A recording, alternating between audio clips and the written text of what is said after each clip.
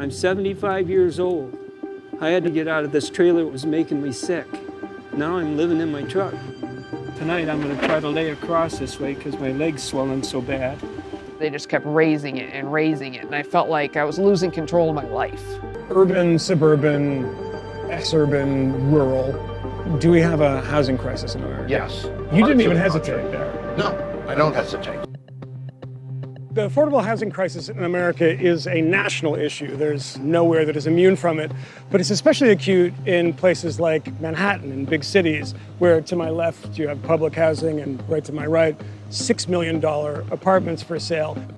After 2 years of lockdowns and a faltering economy, an inflation rate creeping towards double digits, the cost of housing has exploded, with rent increasing 11% in 2021, and home prices a staggering 19%. In a single year. This building is asking for a 28% rent increase. Shame! Shame! Shame! My income isn't going up. Social Security and the pension, they don't raise 28%. On the continuum of affordable housing options in America, at the cheapest end is the humble trailer park, which, after years of negative associations, has been rechristened manufactured housing. They're inexpensive and often available to those with bad credit, and 6% of Americans live in one. There are, though, some downsides. So we're pulling into the Schwartz Creek Estates, which is a mobile home park in Michigan that is now owned by a private equity firm, and people can't afford to stay in their houses. Holy fuck. Sorry. I get that reaction a lot. Are those... Yes. So I keep tarantulas. Holly Hook is the founder of Michigan Mobile Home Residence for Affordable Housing. She makes her living selling young adult ebooks on Amazon. Her niche is apocalyptic novels. Give me an idea of what an apocalyptic book is. Usually it's a group of survivors trying to survive like a major disaster, like an asteroid impact or a nuclear blast or... While rents are increasing everywhere, what might sound like small increases in the manufactured housing sector, say $100, can be catastrophic for those on fixed incomes. And the necessary thing to remember with mobile homes is that if you own it, you still pay rent. That's because your mobile home isn't mobile. It's in a fixed position. And while you might own the structure on top of the land, someone else owns the land it sits on. 3 years ago, the Utah-based company Haven Park Capital bought Schwartz Creek Estates where Holly lives. July of 2018, they came in and put notices on our doors saying, hey, we're Haven Park Capital, we just bought your community. Okay. We bought your community. Yes. We are pleased to acquire your community is how they worded it. Because, of course, they were pleased. Yeah. Was anybody in the community pleased?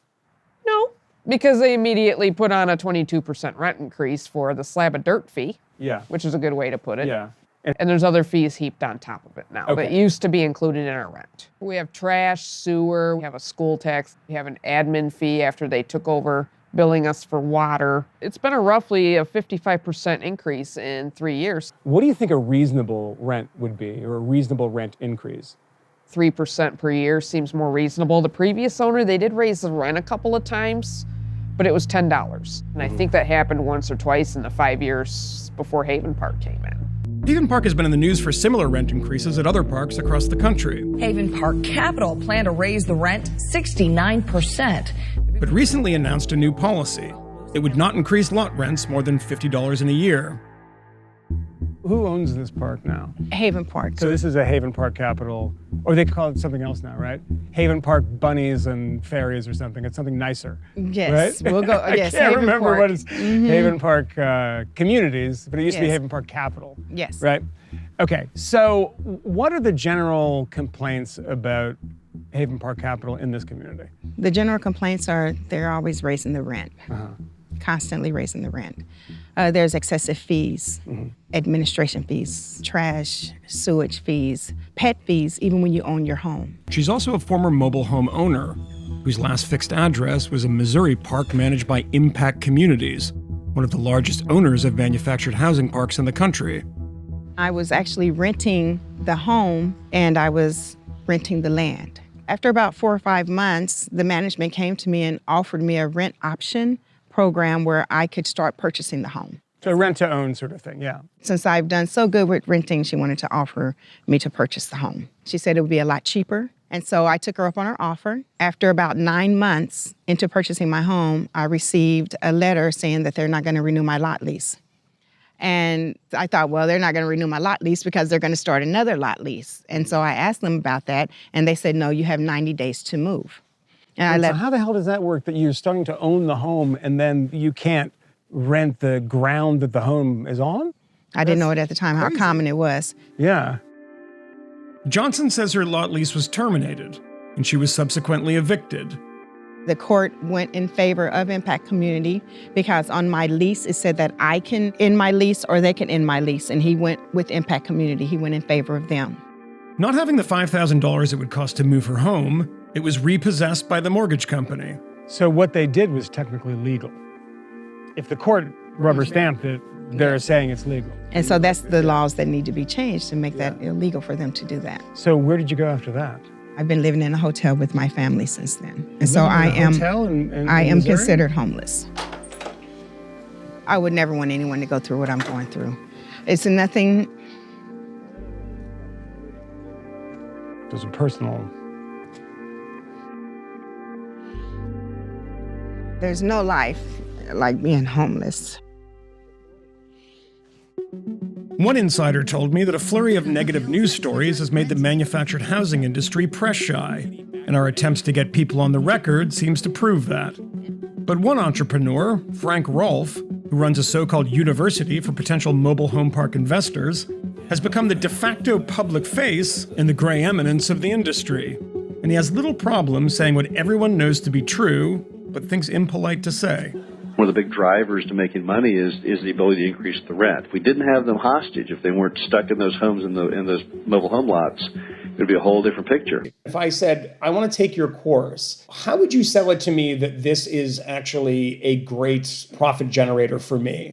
You know, we don't sell people on investing. What we do is we educate them, if they are going to invest, how to do it properly. The main attraction is people are betting on the fact that the lot rents will continue to go up probably for years to come.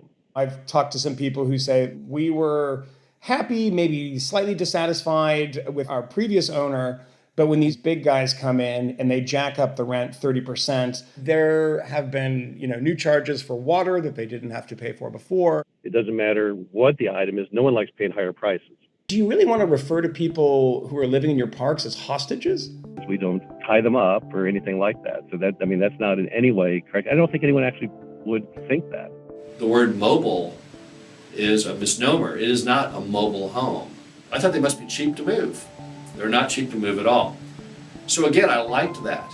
Because mobile home park people have a very real option that no other housing people have. Not houses, not condos, not anyone. I mean, the options are they can sell the house if they're unhappy. They can sublease it if they're unhappy.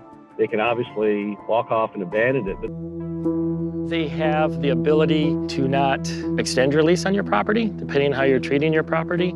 Even though I own my house, I could be evicted if I'm not following whatever their guidelines are. There's really no security. They can say at any time, hey, you gotta go. But they're really not movable, especially having decks on them and everything else. It's pretty expensive. I don't have $10,000 to move this. That's what it costs. And I can't afford to sell it because I can't afford to fix it. It's a pretty incredible sentence. I can't afford to sell it. So how much was the trailer when you bought it? They sold it to me for $19,900. That's an 86 trailer. That trailer's only worth about $5,000 to $6,000. Grover Canine is a 75-year-old retired welding instructor and maintenance worker. He spent the last few months living out of his truck.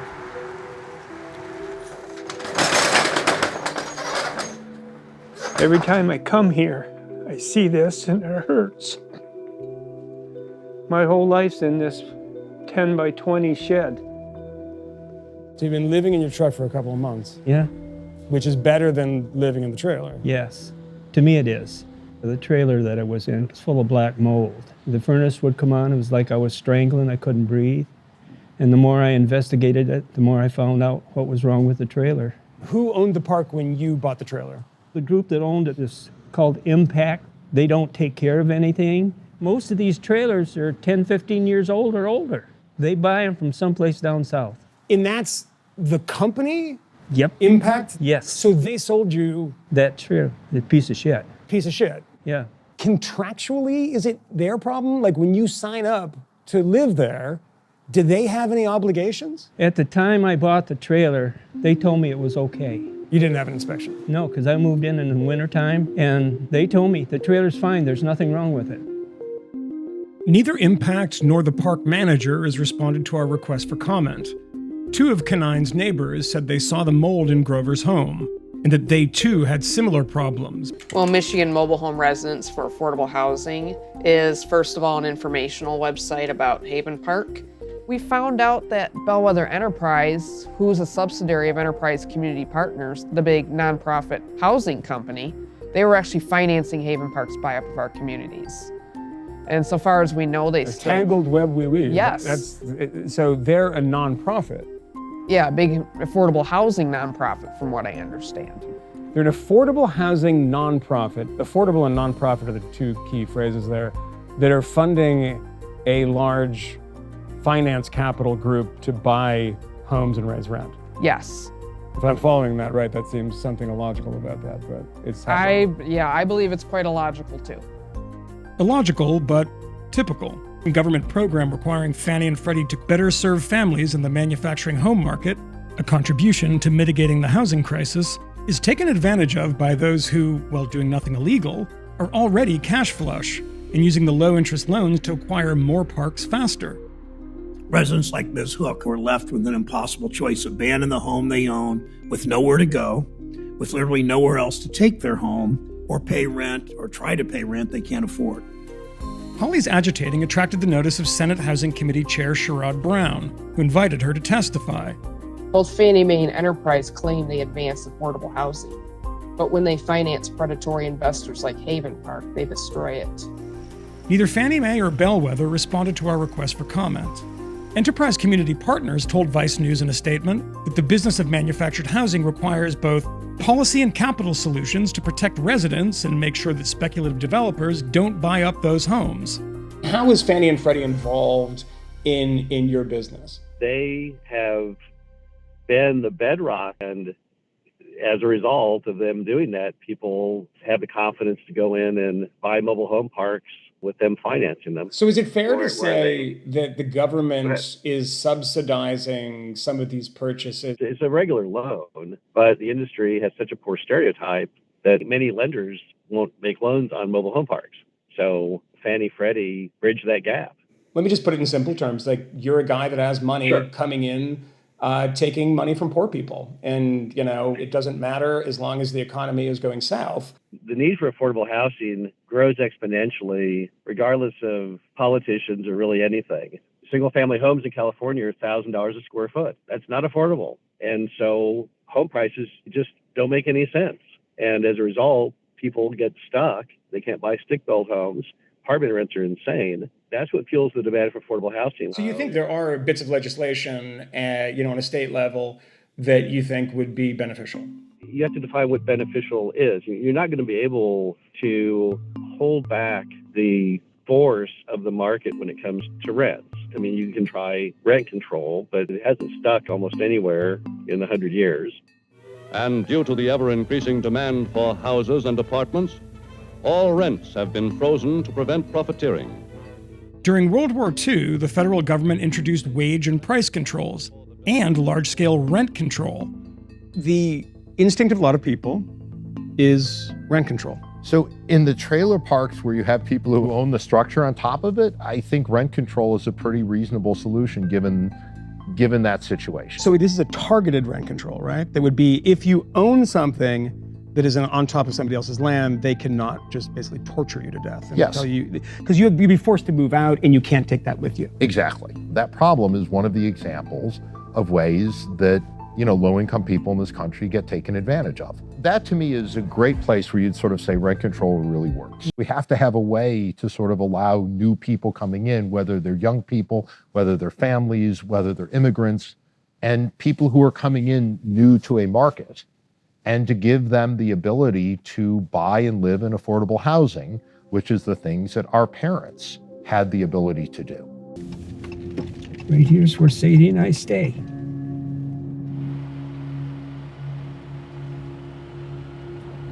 How do you get out of this situation? I'm hoping for a miracle. You don't see any obvious way out of this No, right now. I've thought about suicide. I've thought about it, to be honest with you. I've been talking to people, and that's helped. Just like talking to you now. That takes some of the pressure off.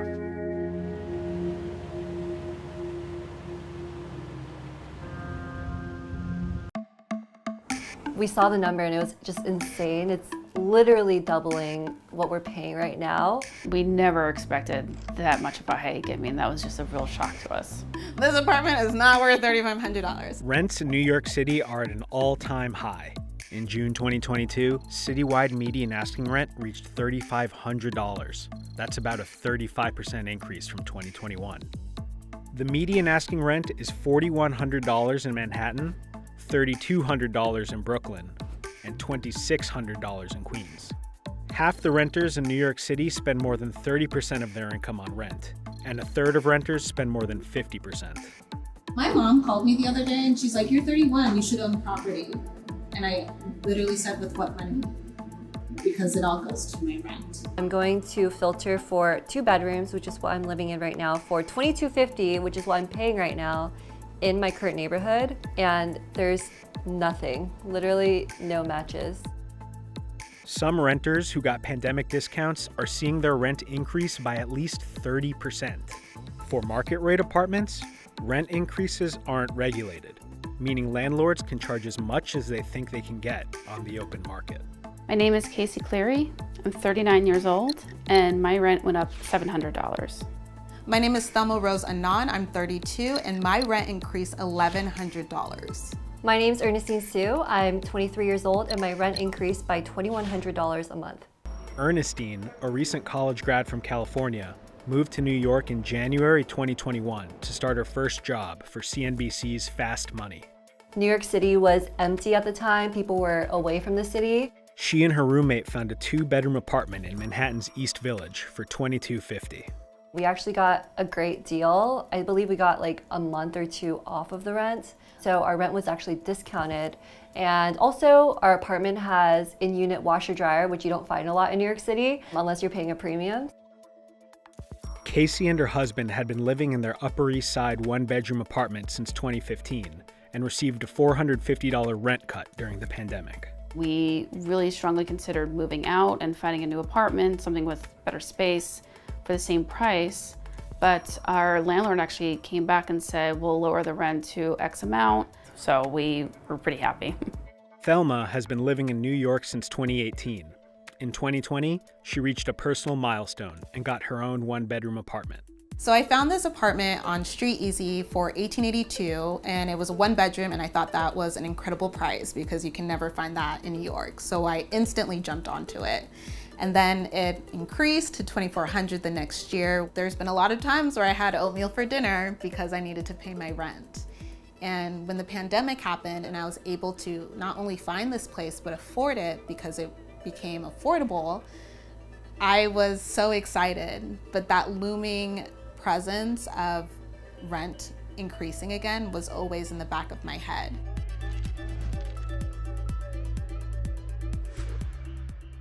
In mid-2021, New York City began to come back to life as vaccines became available and restrictions were lifted. New York City is dead forever. That was the proclamation from some last year when sidewalks across the city emptied and many small businesses closed their doors for good. But new data today shows a reawakening.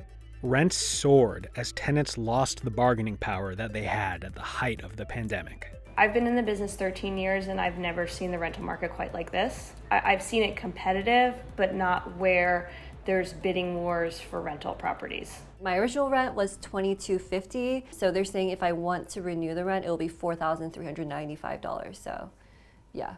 I actually did refresh my page because I thought this was an error. And I looked at the number and I just started laughing. $3,500. Like, I had to keep saying it out loud to myself because it was such a ridiculous number that I was like, this cannot be possible. This must be a joke. When we got a new lease increase, we really wanted to talk to the landlord and discuss an option of, can we negotiate a little bit, or is there any wiggle room? And they just wrote back within 15 minutes saying no, that they already gave us a preferred rate of that $700 increase. So they were not willing to budge on negotiations at all. We didn't think our apartment was worth $2,700. It's small and it doesn't really have all the amenities, the 4th floor walk up. The $2,700 is also our preferred rate, where it's actually at $3,100. Even those lucky enough to be living in rent-stabilized units are seeing larger than usual rent increases. In June 2022, the New York City Rent Guidelines Board approved a 3.25% increase on 1-year leases and a 5% increase on 2-year leases, the highest rent hike in nearly a decade. We're seeing prices that are higher than 40% year over year. That would have been something I thought was a typo years ago, but is now a sad reality for people living in Manhattan and trying to cope. If I'm already checking off the boxes of what makes a great tenant, I have a full-time job, I make over 6 figures, I'm single, quiet, and I can't even afford to live here, who is the housing market for? So right when we received the lease renewal in the mail, we just knew immediately we're not gonna do this. We actually found a great one that we liked. It was over in Kew Gardens in Queens. We started to put an application in, and later that day, I was laid off from my position and my role. And anybody that knows New York City, you need proof of employment, an offer letter, pay stubs, and at that point, I didn't have any of that. Casey and her husband left their Upper East Side apartment and moved into an Airbnb in the Bronx. We thought that that was the best choice for us because it allowed for a lot of flexibility. They do offer short-term leases, which was really nice. It was almost like a sublet. We said no to $700, and we did think about that, but I think in retrospect, I would have done a little bit more research and looked for different apartments and put a little bit more effort into making a decision before we actually just said no to our landlord. We realized that after it was all said and done, the Airbnb itself really cost just about as much as the rent increase would have been at that $2,700. As I apartment hunt, I grow frustrated because I see very blatantly the benefits of what boroughs have and what other boroughs don't. Like, what do I give up? Do I give up having access to be able to get food easily, or do I give up being able to walk to a doctor? Do I give up my safety because some neighborhoods are safer than others? For a whole week, I was just breaking down, looking at the prices. One night, I literally called my mom and I was like, Mom, I feel like a failure. I can't even afford living in this city. We've already put in one deposit, so ideally we don't go past another one. Is the agent here yet? Could you picture a full bed in here with your desk? Yeah, I feel like my desk would fit here. And then I could have a full bed, but then I need something for my closet. I love it, but I don't know if I can afford it, honestly. So my roommate and I saw 3 or 4 apartments before finding the one that we have now, that we just got approved for. And that process was insane. We actually applied to apartments that we didn't even know if we wanted to live in, just for backup, for safety, because it was just so competitive. There was even an apartment where we had to put in a $1,000 deposit just for our application to be considered. As a real estate agent throughout, Manhattan, Brooklyn, and Queens, we're seeing that apartments are on the market for less than a week, and they would be rented at the first showing or first open house. The fastest listing that I had rented was in Bed-Stuy, and it had a backyard. It was a 2-bedroom rental with a backyard. We had previously rented it for $2,700. We put it on the market for $3,000, and we had close to 75 people at the first open house, and it rented that day, and I think it rented for $3,600. Another challenge for New Yorkers is the requirement that they earn 40 times the rent when applying for an apartment. With the median asking rent in Manhattan around $4,000, that means the minimum income to qualify for an apartment at that price is $160,000. The median household income in New York City is $67,000. If an applicant doesn't meet this requirement, they need to find a guarantor who makes at least 80 times the rent to co-sign their lease. So my roommate and I toured this apartment. It was $4,800. for 2 bedrooms and 1 bathroom in downtown Brooklyn. And it had everything that we wanted, but we didn't meet the criteria of making 40 times the rent in our income. When I first moved into this apartment, it was $1,882 a month, and I was making $65K. I was very privileged enough to afford that rent requirement, but because it wasn't 40 times that, I needed a guarantor. That is something that was both embarrassing to deal with as a 29-year-old who, with a master's degree, I proved I can make it on my own, but here is a roadblock that doesn't make sense and seems to be very classist to push certain people out. With inventory rising right now, we're seeing a lot of that inventory come from people who are getting priced out of their pandemic deals. About a third of the inventory in the city right now is coming from those people. We've thought about Jersey City, which is really cool. It's not out of the question. I mean, those are all really close to New York. It's just kind of like a wait and see kind of thing, but we're willing to do, Brooklyn, Queens, Casey is waiting until she finds a new job before starting her apartment hunt again. There's so many remote opportunities now. Who knows where I'll end up. It could be in New York, I could be in Boston or Philadelphia. But I'm really open to anything, so. And here's my resume, just kidding. Thelma's lease ends in September 2022. She won't be renewing. I remember at the beginning of the pandemic how scary that was. And if you were here, it was very empty and scary. So to see New York come alive again has been incredible. And then to not even be able to continue to experience that joy simply because I can't afford to live here it's ridiculous, because I'm like, okay, then what's next? It is looking more like I'm going to put my stuff in storage and go to Europe and work remotely there and hope that housing calms down in New York. Thelma ended up buying a one-way ticket to London. So when we signed this lease for our new apartment, the upfront costs were $10,000. That's including the security deposit, and that's including first month's rent. But the thing that really threw us off was the broker's fee, which was $2,000. I had to dig into my savings, and my savings literally, big chunk of it just went away. So I'm just going to have to change my lifestyle a little bit and, save where I can. So it's just little compromises that you have to make. It's just all compromises. It's really an odd feeling not having a set place right now and just really kind of feeling like a nomad. So it's hard to think about where I'm going to be in a few months and where we're going to be settled in. And also my cat. I want to make sure my cat's happy. The finish line keeps moving, and I'm like, what is the purpose of me running this race anymore? I think the hardest part during this process was the mental strain that it took on me. It was hard to choose between whether I wanted to pay the premium of New York City for the opportunities that you get here, or just move home and save my money. I see New York coming alive, but at the same time New York is coming alive, I'm being pushed out at the same time. New York tough is a saying, and it's true, but I feel like we're being beat down. And you can only be as tough as you can.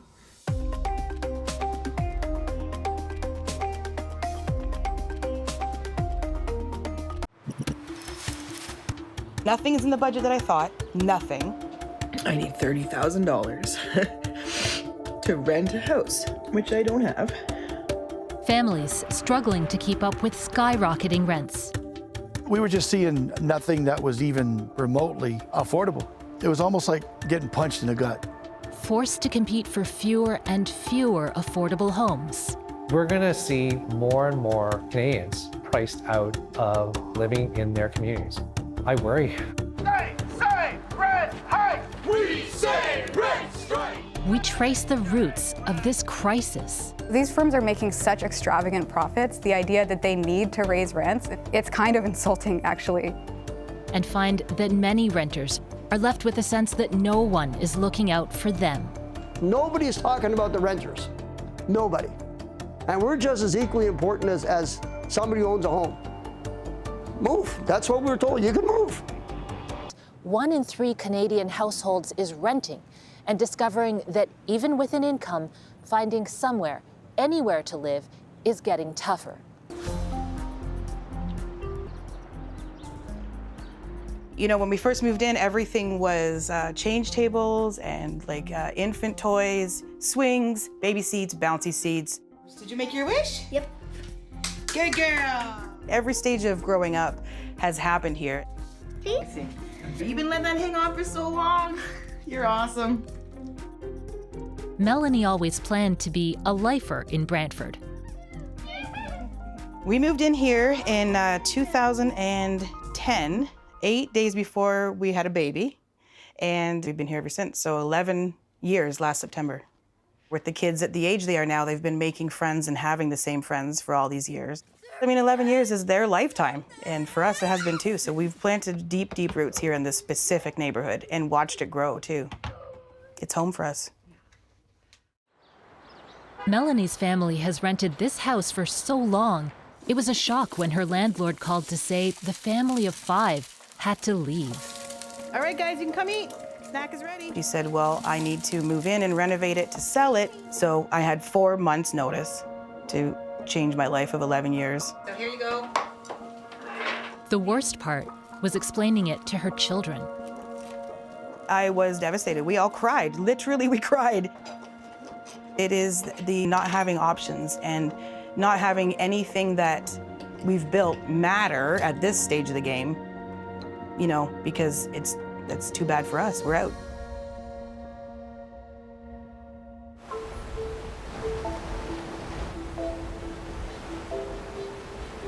Halifax, Nova Scotia. A university town. A walkable city. Where Mark Drennan is a student. He's ready to launch his career. I am a Master of Architecture student at Dalhousie University. I've accepted an internship in Yellowknife with a local architecture firm up there. He's 33. He needs a home during his internship. And another when he comes back to Halifax. It makes me nervous. The more luxury condos go up, the more they pull up the market. I am worried that even getting an education and getting a good paying job and you're doing everything that you're told to do, it may not be enough soon. Mark knows he'll be putting at least half his income towards rent, but he's used to that. I know some of my classmates, they were living in inns, 2 couples to an apartment because of the prices going up. And in that case, if it's a 1-bedroom, that living room area becomes curtained off and becomes the 2nd bedroom. He worries about the future. If it keeps accelerating, I might have to spend the rest of my life, with roommates.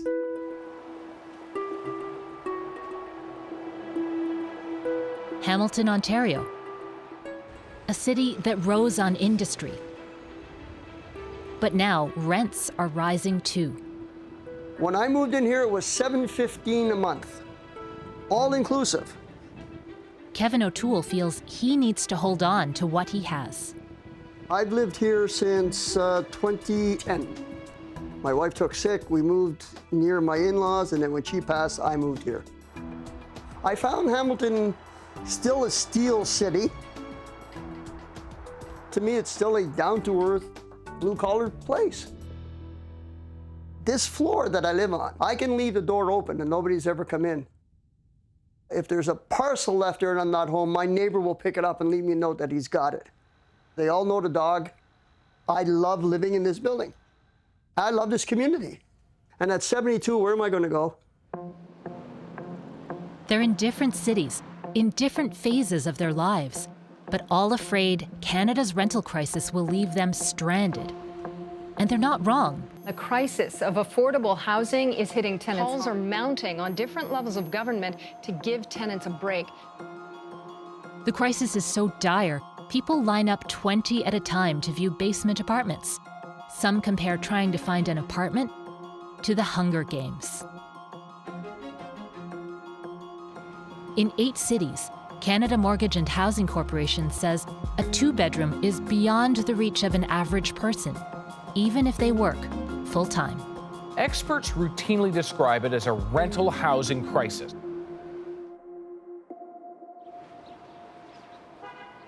The headlines are hitting home for Melanie in Brantford. I absolutely want to stay in this neighborhood.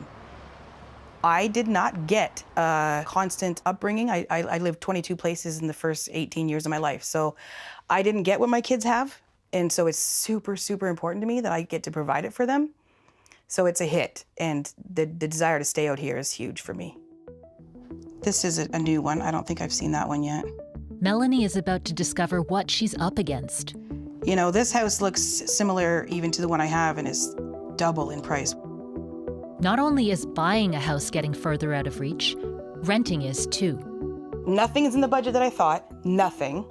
I pay $1,450 a month for this 4-bedroom house, and I couldn't get a 2-bedroom for that amount of money right now. I couldn't. So I have to pay double regardless. Twice what I'm paying right now. And I make the same money, right? I don't know about math, but it spells impossible. It feels like we're being led to slaughter. It's so corrupt that we are being charged that. It's the same space, the same amount of space, the same walls, the same everything. But because people don't have a choice but to rent because they can't get a house or they can't qualify for a mortgage, they're just robbing us. With this strategy, the federal government is not only back in housing, but we're here to stay for the long term. Even 5 years ago, the problem was building. The federal government pledged to make sure people could afford a roof over their heads. Our government recognizes that housing rights are human rights. Everyone deserves a safe and affordable place to call home, and we will introduce legislation to ensure. But advocates say years of ignoring housing is coming home to roost. Homeownership is an idea that was quite literally sold to Canadians, starting in the 1940s. Found a realization for their dreams. There was a lot of marketing in the 40s and 50s around what homeownership was. It's branded as being more patriotic and, homeowners are more responsible. They have all these kind of positive attributes because they're homeowners. Well, that was all marketing to get people to buy houses, but we still actually believe that. Ren Thomas has studied how the federal government created fiscal policies that made it easy to borrow, easy to buy. In terms of our cities, a lot of people actually couldn't afford housing until really the 1940s when we actually enabled long-term mortgages, low-interest mortgages. There was also a major economic emphasis to this type of work because, of course, building new housing would create a lot of jobs for people. It would, really jumpstart the economy, both the construction part and the purchasing of housing. Our national obsession with real estate has only grown since the 1940s. And the focus on buying has drowned out the interests of people who are renting. When I have to tell my kids that we are being evicted, despite being good people, good tenants, it really hurts. Not only are we not building new rental housing, but we're losing the stock that we have now. There's very little in place to protect existing rental housing from either being converted or demolished. And I just want to dig into that. When we say losing, it's not necessarily like they vanish into smoke. They're still there, but in a different form. Is that right? Well, they're often being demolished, so then those units are just lost. The other thing is we're in terms of like losing them to conversion in the sense that, yeah, the units still exist, but they've now been converted to ownership units for a higher income bracket. Since there aren't enough new affordable units being built, once one of them has its rent increased, it leaves fewer low-cost options for those that need them. The guy next door, it's a new place. He pays $1,800 a month plus hydro. He's paying $1,000 more rent than me for the same thing. Kevin believes his landlord would be happy to see him move out, so a higher-paying tenant could move in. If I said to them tomorrow I'm moving out, there'd be a dance over at 40 at the office. It's happening across Canada. Units like this one in Kevin's complex are getting out of reach. Many places in the country have the same rules. If you're a sitting tenant, then the rental rates only go up by inflation. That's great, that's manageable. However, once that unit becomes vacant, then it's open to the market and a landlord can set whatever price that they want to set for that unit. There is a tremendous incentive to remove that sitting tenant. So once the old tenant leaves and before a new tenant comes in, it's perfectly legal to raise the rent 100%. Absolutely, absolutely. At 72, Kevin still works part-time at McDonald's. Oh, what have I got? He likes to keep busy, but it's really about making sure he doesn't fall behind on the rent. I don't want something for nothing. But if I stop work tomorrow, all I have is my pension. Who can afford $1,600, $1,700 a month? There we go. After looking at half a dozen rental properties, Melanie thought she had a lock on the perfect house, but something's gone wrong. So today's email said that our family's great and they wish us luck, but somebody else offered a year's worth of rent up front and we can't compete with that. So I need $30,000 to rent a house, which I don't have. Competition for housing is spreading. It's no longer just a big city problem. So 3 bedrooms. Oh, well, it looks like it's been nicely redone. It's nice hardwood floors. Melanie has been out of the game for a decade. She's finding out the rules have changed. Previously, I just thought, it's just a matter of figuring out the system or understanding the new dynamics or, understanding the route, like do I use a real estate agent or, and then when I felt that I finally met an actual landlord, got to speak to them, but got to advocate my own family on my own terms and felt so good, right?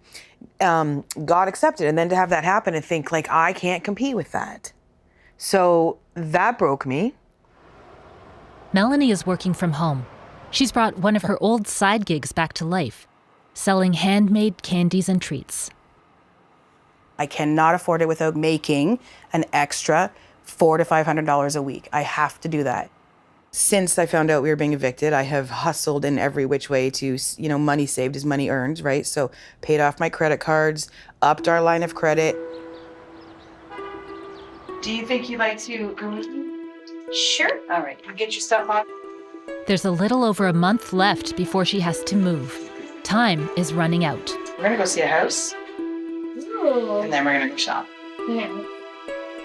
If we can't find a house around here, then we find a house somewhere else in Brantford and we build new roots. I feel the price of the house is ridiculous. Not that I have an option.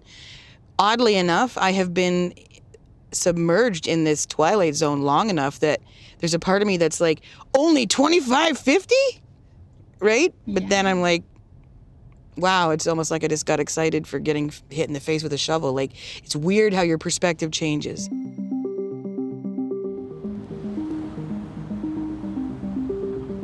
Canadians all over the country are feeling the same pressure over housing, including here in Dartmouth, Nova Scotia. I'm on my way to visit a family who has to leave their home of 10 years. It's the house with the sold sign. We received the letter saying the place was sold. It was almost like getting punched in the gut. You knew it was coming, but you couldn't react. And then you're like, well, gosh, what are we going to do now? John and Stacy Smith's kids are teenagers. The family is searching for a house with 3 bedrooms. We were just seeing nothing that was even remotely affordable. I've reached out to numerous apartment buildings. There just doesn't seem to be much out there for families. The Smiths' neighborhood hasn't changed much, but house rentals have doubled. I mean, I saw places that were $3,000. He's a delivery driver. She works in retail, but her job's ending soon. It's definitely going to be a struggle. Even with a small rent supplement from the province, things will be tight. I have a lot of skills that I can put towards a new job. It's just putting myself back out there after 20 years to look for another job. It is quite a bit of stress. I think there will be a lot of corners cut, a lot of things that we will have to cut back on in order to make rent every month. It's incredibly disheartening to see that people just can't afford to live where they've lived for years. A place to live dictates where your kids go to school. It dictates what address you put on your resume, where you go to work. It's a social determinant of health. It's the start of everything else. There is more to the rental story. It's not just prices that are changing, landlords are too. 1 in 5 people buying a house now is doing it to rent it out as an investment property. And large corporations with shareholders have moved into the apartment market. In Canada, the shift towards this growth of like very large corporate landlords that treat housing as investment products has involved the evolution of smaller real estate companies into these big firms that are growing in terms of sophistication and growing in terms of size, and then also growing in terms of their stock. Those who study housing call this financialization. August's research includes real estate investment trusts, known as REITs, large companies that own real estate to produce income for their shareholders. REITs alone have gone from owning 0 units in 1996 to almost 200,000 last year. So that's a dramatic increase in consolidation of ownership. If we look at other types of financial firms, including asset managers and institutional investors and publicly listed companies. This means more and more homes are being treated as a commodity rather than a place to live. We're seeing this kind of single-minded orientation towards trying to extract as much value as possible out of those buildings. The important thing to realize is that those buildings are people's homes, and where that money comes from is basically tenants' pockets. Kevin O'Toole knows this all too well. His building was bought by a REIT in 2015. Here it is. When they took over, one of the biggest things we had was fears. Who were they? What were they doing? He's kept records of the ways he says the new management tried to oust longtime tenants to make way for people who could pay more. They wanted the legacy tenants out. It was simple as that, and they said it. Move. That's what we were told. You can move. Where's the original one? The company increased fees for everything from parking to laundry, and it offered bonuses to tenants to get them to leave. There it was there. They don't care if I move out of here, if the guy next door moves out. They don't care. They will just bump up the rent. Institutional landlords don't buy just any buildings. They target older ones with low rents. And there are many to choose from. And so financial firms have targeted these types of buildings and are raising the rents essentially in these properties. So you have higher proportions of racialized people among renter populations, higher proportion of single-parent families, Indigenous households, low-income households, and people living on fixed incomes. So really, we're looking at a lower income and marginalized population that is being targeted for this particular profit-making business strategy. We have rent control, so as long as you stay put, you're protected. If you are new to this market, then you will pay a market rate. But Michael Brooks is the CEO of RealPAC, an association that represents the largest institutional landlords in Canada. Everybody in the private sector is self-interested in maintaining and growing their income. And they all want to be seen as contributing to the solution and not being part of the problem. However, they've got their own obligations. They've got their own investors or pensioners to fund. They've got to manage costs. Deeply affordable housing is a public good. The private sector's not primarily in the business of providing a public good. In Halifax, university student Mark Drennan has been apartment hunting for his internship in Yellowknife for more than a month. most apartments in Yellowknife are owned by institutional landlords. Initially, it was trying to figure out what the market was like there. There's only those few companies. It's been a long process. One property company called Northview owns more than half of the apartment stock in the city. If you are interested in leasing one of our apartment homes, So if you, for some reason, that company doesn't accept an application, there's only a few other companies up there, and their rents are about 8, 9, 1,000 more for an equivalent unit. You know, I'm not a doctor or a lawyer or something that makes that kind of money. There's certain things, any building, if you're a homeowner, you have to fix this. And this is what so many other people say, well, if you're a homeowner, you have to pay all these things. But you own a home. I don't. So, you know, don't pass it on to me. Despite Kevin and his neighbors' efforts, their rent still went up by 4.4%. In case after case, our research showed fighting it almost never works. In Toronto alone, the majority of applications go the landlord's way. And the Fifth Estate found that InterRent tells its shareholders the tactics it uses to grow rent.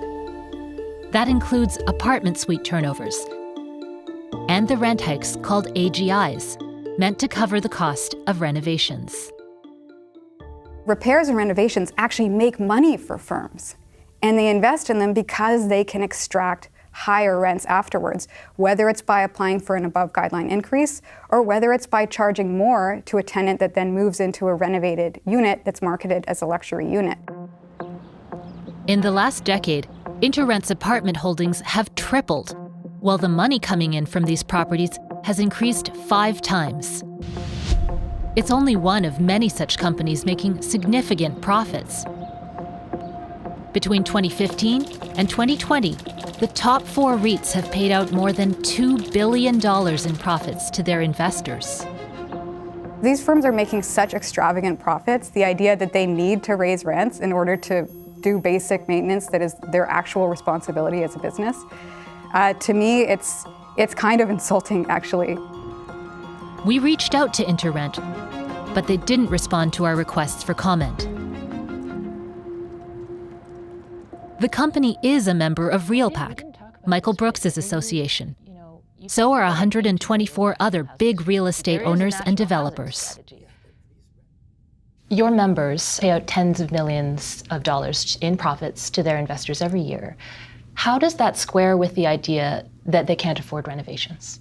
The top 21 owners of apartments in Canada are fund managers for pension funds, REITs, a few private companies. I don't know whether you're putting that problem on our industry's shoulders or not. Again, what I'd say to you is you can't expect the private sector to solve all social ills. When we come back, the federal government acknowledges the problem. We need to build more affordable housing in Canada, and that's exactly what we're doing, including... But is it enough? All they're saying is first-time homeowners. Nobody's talking about the renters. Nobody. We didn't have Christmas because we knew we needed half of the month's rent to hold the place if we were gonna get it. And if we didn't have the damage deposit, they would have took the next people if there was anyone else behind us. Christmas Eve, I was able to run out and get the kids a couple of things so that there would be something under the tree for them. It was not our typical Christmas at all. They did without quite a bit this year. So Stage, what do we have left? It's just a little stuff that will take 2 or 3. They've gone through the grind of finding a new home and all the extra costs it will bring. The move has left the Smiths feeling completely drained. Been here 10 years, know all the neighbors, super friendly. You know, it's a new chapter. You don't always want to start that next chapter. It's not always better, you know, so yeah, I'll miss the area for sure. I mean, we're close, but this was home. 10 years is plenty of time to make a home. And it's exactly how long the federal government gave itself for the plan to make housing more affordable for all Canadians. Years of hard work have culminated in the National Housing Strategy. Remember that announcement back in 2017? Changing plan to help Canadians get into homes and stay there. We're halfway through the 10-year strategy. Are we halfway to the goals? No. No. I think there was a lot of hope with the new national housing strategy that the federal government was, beginning to engage back in housing in a meaningful way. But I think that this is sort of typical of a lot of federal government programs where it's a national program. There's national guidelines on things that sometimes don't work in the provincial, in the provincial context. For weeks, we've been asking for an interview, but the federal housing minister didn't have time to sit down with us. Kevin O'Toole has no confidence that help is coming. All they're saying is first-time homeowners. Nobody's talking about the renters. Nobody. And we're just as equally important as somebody who owns a home. I don't want something for nothing. I wasn't brought up that way. And most of my friends aren't either. But damn, let me live. His landlord is applying for another rent hike to cover the cost of more renovations. I'm not moving out of here. I will fight them tooth and nail. If I have to go by myself, I am not letting them get away with it. Mark's move to Yellowknife is approaching. I did not get a reply for a few weeks.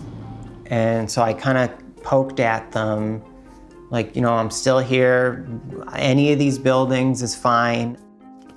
The property company, Northview, finally accepted Mark's application and is now his new landlord.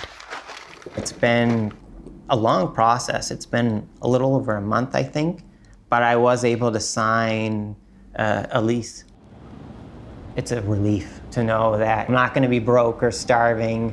I have a place up there for the 8 months, just so long as I have a roof over my head and I can eat. That's my priority, and it really shouldn't be a high priority for anybody, but it is these days. Just having the bare basics. He has a place for now, but he's not sure he'll ever progress to something else.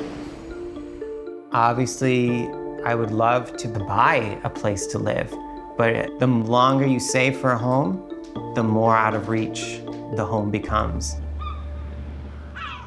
We're going to see the next couple of years more and more Canadians priced out of living in their communities. Large families that should be living in a 2 or 3 bedroom home, only able to live in bachelor apartments. It is a serious crisis that we're facing.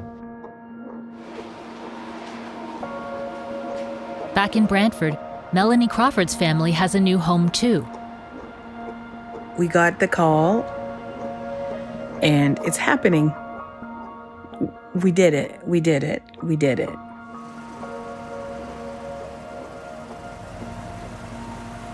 We're paying $1,100 more a month for significantly less space, and we've had to literally either throw out, sell, or donate, almost 30% of what we've built in the last 12 years. There are no incentives, there are blocks, and they're just getting worse. If you're somebody that's renting and you are facing what I'm facing right now and you do not have the advantages that I have right now, then you're going to be homeless.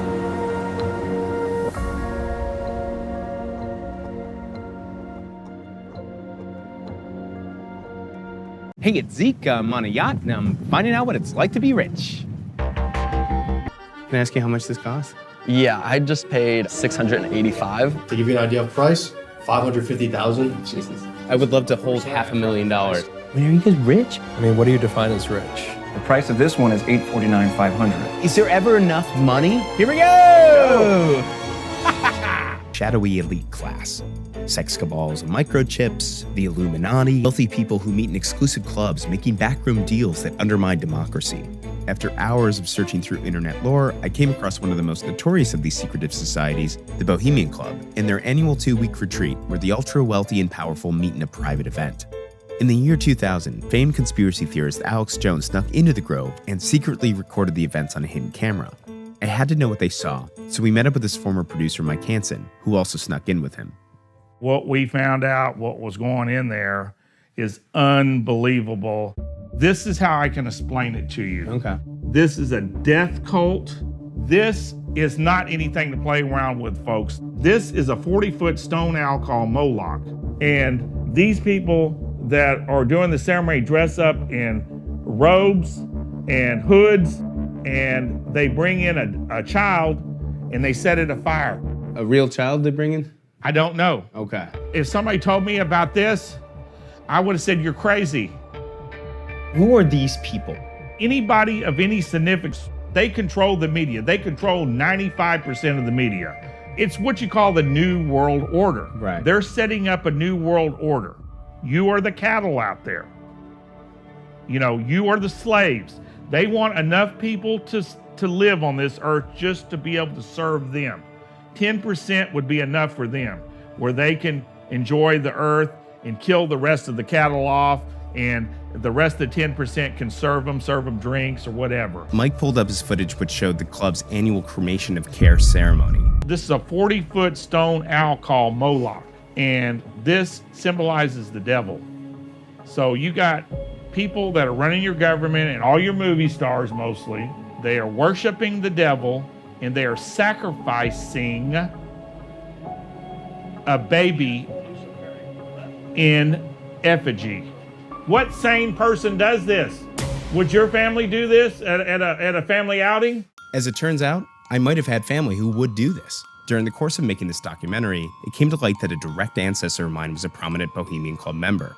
I found his home recordings that showed what I think is a dress rehearsal of the same ceremony Alex Jones and Mike Hansen witnessed. This is never before seen footage of the Bohemian Grove. This performance they put on is called the Cremation of Care, and this is what Alex Jones and Mike Hansen saw and recorded. And they, at one point, burned something. Here, there's a body. They're pulling a body out of here. I mean, a fake body, I think. I mean, look, there it goes. Boom. And then they light it on fire. Mike Hansen believed it was a baby that they were burning, but this one looked like an adult body, whatever it was. I don't think they're actually burning a body. But it's just kind of weird, right? Even the thought of burning a body, like, why are you burning a body? What's the, what does that symbolize? It's just kind of eerie, you know? You can see they've got some ping pong tables. That's kind of cool. But this makes me also think, I work in the media. I've got descendants to the Bohemian Club. Am I part of the New World Order? Am I an unknowing pawn in the New World Order? What can we do as concerned citizens to pray to God that the information comes out where everybody will have the knowledge to be able to do what it takes to fight these people. You know, that's what I do. Dear celestial being, which I may not believe in anymore, but I'm starting to believe in because things are getting so weird. Give me the strength to travel to Bohemian Grove to expose the evildoers who are rearranging our world into some sort of new world order where we're all going to be enslaved. It's really amazing what you can find online these days between hashtags and digital flexes. I met up with a group in Miami who lived a life most of us dream about, but few get invited to see up close. It's cool how the gold just separates like that. There's one piece. There's one piece. It's $50.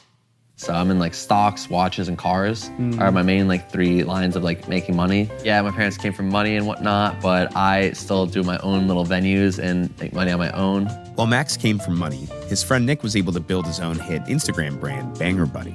So my family, to give you some background, was upper middle class. Money was never an issue. I didn't have to go get a job when I was a teenager. My parents just helped me out, or I had my own side hustles. My parents let me drive their car, so I didn't have to buy my own car. To get below the surface level formalities, I hung out with the guys for a few days to see what they were about. We're gonna go meet up with Nick and Max, and they have a bunch of their friends coming through with really nice cars. And they're gonna drive around their cars, because that's what you do. You get together with your friends and you drive your cool cars around.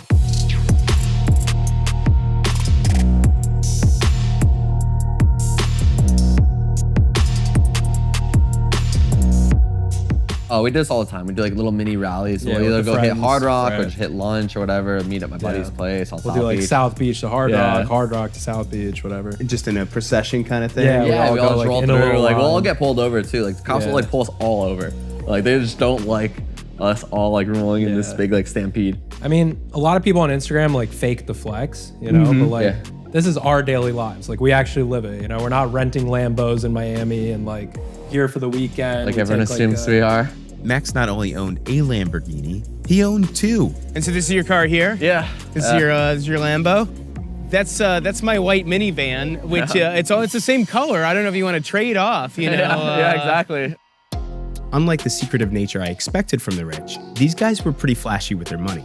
I went with them to shop for watches that were anything but subtle. This watch with a rainbow bezel from the factory, $750,000. Really?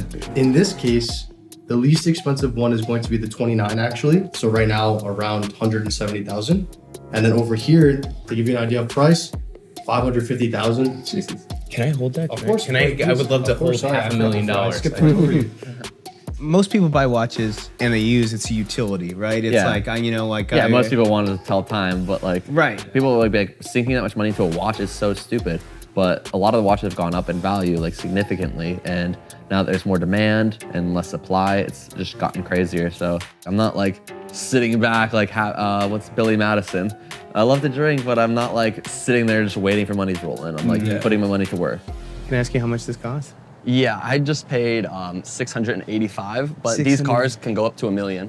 Well, Max claims these luxury goods are investments. In actuality, it doesn't seem like that. What happened to we were driving yesterday in your Lambo. Yeah. What happened to your Lambo last Just a little night? incident. We saw some puddles that looked tempting, so decided to try to like book it through them, and I guess that didn't work out too well. Oh, are you worried about, the whole thing of these is their investment, resale value? Or are you worried about the Carfax report after this? I don't even know if like something like that would show up, but the Urus, honestly, I'll probably never sell. Okay. Like, yeah, it's one of those cars that I'm gonna keep probably forever, so. What about this one? Is this I'm gonna keep this one forever too. I love this car. Oh my God. Unless they come out with another crazier SVJ in the future, this one's a keeper for sure. Is it possible I can take it around the block?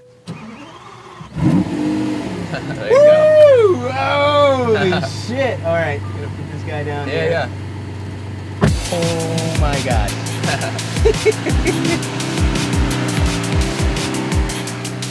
The car's price tag compared to my salary freaked me out a little bit. So after a few blocks, I switched seats with Max so he could really crank it.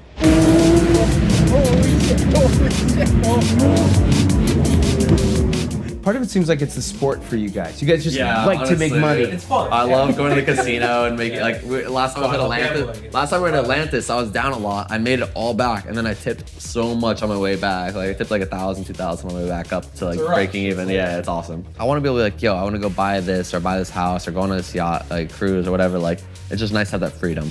And yeah, that's literally what Max did. He booked a yacht. Probably like a big, like I'd say like an 80, 90, 100. I got a 112. How much is that going for the 4 hours? They start around like 7K. Okay. As we set sail, I realized Mary was right. These guys just want to make more money. But what about power? I wondered if I'd missed something. So I decided to ask Max one more question. Any future in politics for you think? No, I don't think I'll ever do anything in politics because I kind of hate that space. Okay. And I kind of just like making money and kind of like dodge the politics in a way. Ultimately, these guys didn't seem too concerned with anything besides, well, themselves. No new world order to be found here. Being rich seemed like a dream. You could get whatever you wanted, and access to money made it easy to make more money. Who gives a shit about world domination when you can just party and make more money? These guys make being rich seem so accessible. And then I thought, well, why can't I be rich? So let's go back to the top. On this episode, how to get rich. Yeah, baby. That's the thing about this pandemic. It's been one of the greatest wealth transfers in history. There are now over 200,000 households worth $25 million or more. On the news, it seems like everyone's been making money during the pandemic except for me. Now that I knew that being rich wasn't evil, in fact, it's in vogue, I decided to figure out how I could get rich. And I looked at what I was told was a practical investment. Real estate. Surely a small studio apartment in New York City would provide an affordable entry to becoming rich. Hello. Hey, oh my gosh. Come on in. Get out. Hey, yeah. Hey, nice to meet you. Zeke, nice to meet you. All right, come on in. This is Unit 3C.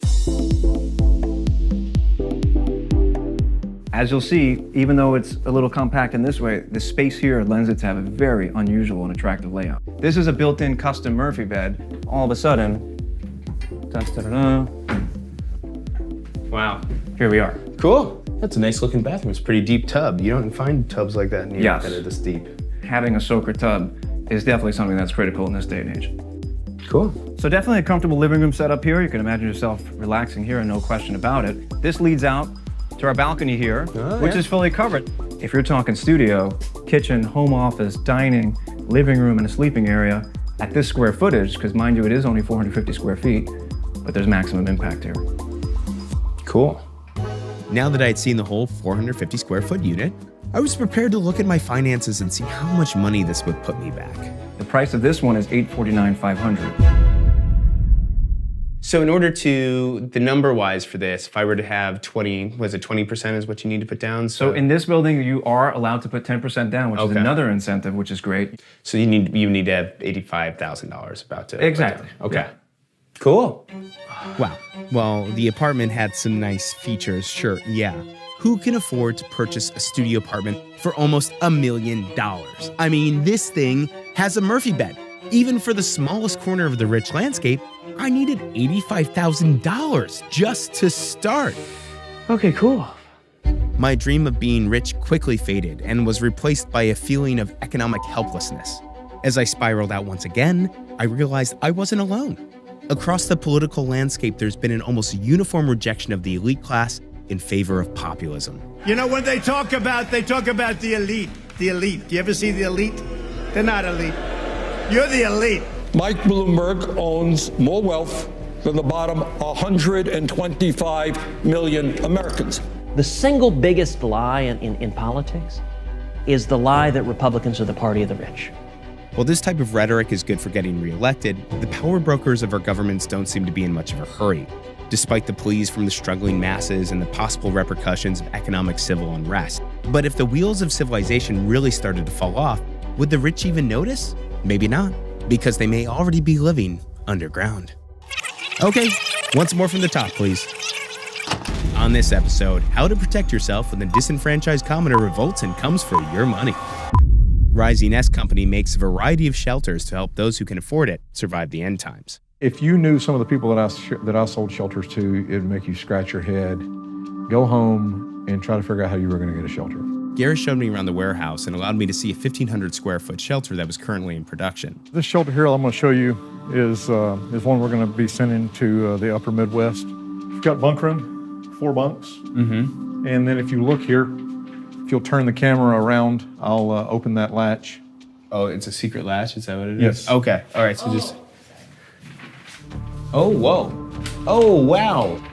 There's more.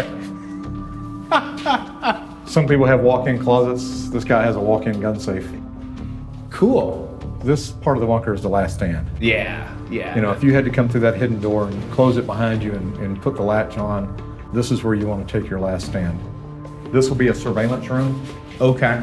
He'll have 135 cameras around his property. Okay. And they'll all be monitored from inside this room. Okay. How much would a unit like this for 1,500 square feet? Well, you're going to remember there's a lot that's going into the electrical, et cetera, of it, but you're going to be in the $600,000 range. $600,000 range. Okay. That's still cheaper than a 1-bedroom apartment in New York City. Yes. So it's, I don't know, cheaper to live underground, I guess. It is.